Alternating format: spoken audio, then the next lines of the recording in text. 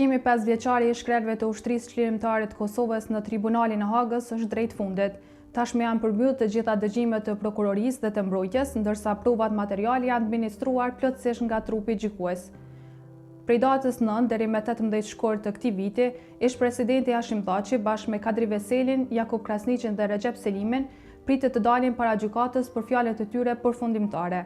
Vetëm pas kësaj, gjykata do të ketë 3 muaj kohë për të shpallur aktgjykimin e shumë pritur. Gjatë vitit 2025, ky proces nuk ka mbetur vetëm brenda sallës së gjyqit.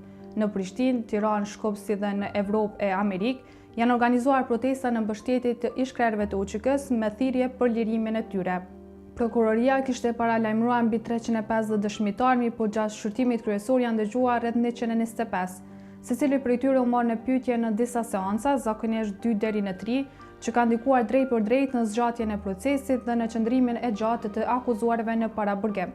Në anën tjetër, mbrojtja e Hashim Thaçit ka sjellë para gjykatës edhe figura të njohura amerikane, përfshirë James Robin dhe ish-komandantin suprem të NATO-s, generalin Wesley Clark. Sipas aktakuzës së zyrës së prokurorit të specializuar, ish-krerët e UÇK-s po përballen me akuza për krime kundër njerëzimit dhe krime lufte, që sipas prokurorisë lidhen me periudhën e luftës së viteve 1998-1999.